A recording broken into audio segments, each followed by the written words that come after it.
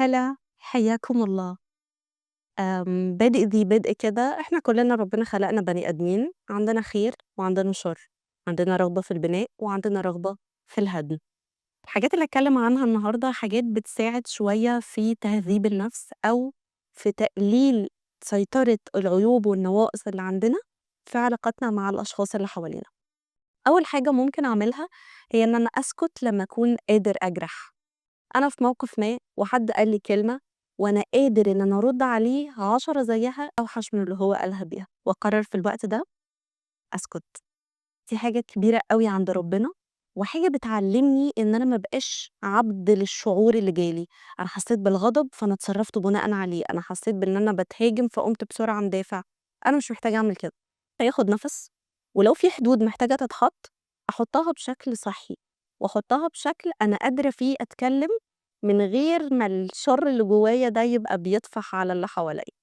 دي أول point. الpoint التانية أو النقطة التانية هي إن أنا أعرض المساعدة على شخص من غير ما يطلبها منّي. كتير مننا بيبقى عنده صعوبة شوية في إن هو يطلب المساعدة، فبالتالي لو أنا عرضت عليه المساعدة بابقى كسرت عنده حاجز لأ مش هاطلب لأحسن ما حدش يساعدني ولأحسن ولأحسن.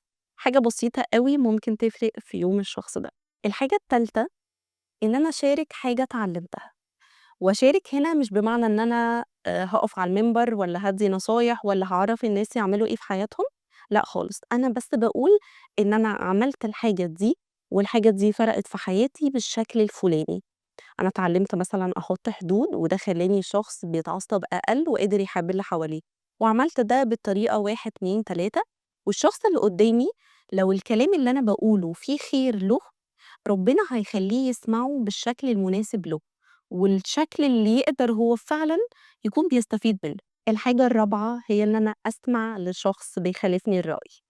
دي حاجة صعبة أوي، بالذات في عالم يعني فيه قطبية شديدة وفيه دفاع غير مفهوم عن وجهات النظر بشكل متطرف، ولكن إن أنا أقعد أسمع شخص أنا مختلفة معاه من غير ما أهاجمه ومن غير ما أحاول أقنعه بوجهة نظري، وبس أدّي لنفسي فرصة إن أنا أفهم، فرصة إن أنا أسمع، فرصة إن أنا أتدرب على إن أنا ما أكونش باهاجم وباحضّر الكلام في دماغي وعايزة أرُد على اللي هو قاله، لأ، أسمع بس بمنتهى البساطة. الحاجة الخامسة إن أنا أدعي لشخص مش باحبه which is weird for ناس كتير، ولكن أنا متعودة إن أنا أدعي على الناس اللي أنا مش باحبهم أو الناس اللي ظلموني أو اللي تسببوا في أذى حقيقي في حياتي. فلمّا باعمل ده باغذّي الحقد، باغذّي الغِل، باغذّي الاستياء، وباغذّي الانفصال أكتر عن الناس دول. لكن لمّا باعمل حاجة عكس كل ده إن أنا أدعي لهم، ده بيخلّيني أغذّي الحُب، أغذّي الإحسان، وأغذّي الوِد، وأعمل اللي ربنا بيعمله معايا.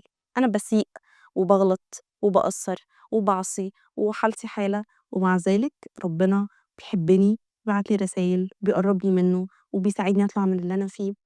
فلمّا أعمل ده اللي ربنا بيعمله معايا مع عباده، تخيلوا بقى ربنا هيرُدّه لي إزاي، ولمّا أصلًا يترد لي من ربنا، تبقى حاجة غالية أوي. النقطة اللي بعد كده هي إن أنا أمتنع في قعدة فيها غيبة. حد بيتكلموا عليه، حد جايبين في سيرته، حد بيقطّعوا فروته، لو أنا مش هاقدر أقوم من القعدة دي، فأنا ممكن ببساطة جدًا أسكت. الحاجة اللي بعد كده إن أنا أتكلم بخير أو أقدّم تعويض للشخص ده، لإن الكلام اللي أنا باتكلمه على حد ما بيسقطش once إن أنا خلاص وقّفت كلام، ولا لو استغفرت بس. لأ، أنا محتاجة أصلّح ده، سواء إن أنا أعتذر من الشخص نفسه أو إن أنا أقدّم له تعويض بإن أنا زي ما اتكلمت عنه وِحِش، أتكلم عنه حلو. طيب إحنا عمّالين نقول إن إحنا هنحب الناس ونقدّم لهم تعويضات ونعيش كأشخاص أحسن في الدنيا دي، فلازم برضه ما ننساش نصيبنا إحنا من ده. فلو هاعمل حاجة النهارده ممكن أعمل إن أنا أسمح لنفسي بالقليل، أسمح لنفسي إن أنا مش لازم أنجز كل حاجة النهارده، وإن أنا أرتاح وآخد وقتي، وأسمح لنفسي إن أنا أسترخي، مش عشان أنا أنجزت، بس علشان أنا إنسان، عشان أنا محتاجة الراحة دي. دي كل حاجة النهارده، لو حد وصل لهنا أنا باشكره جدًا.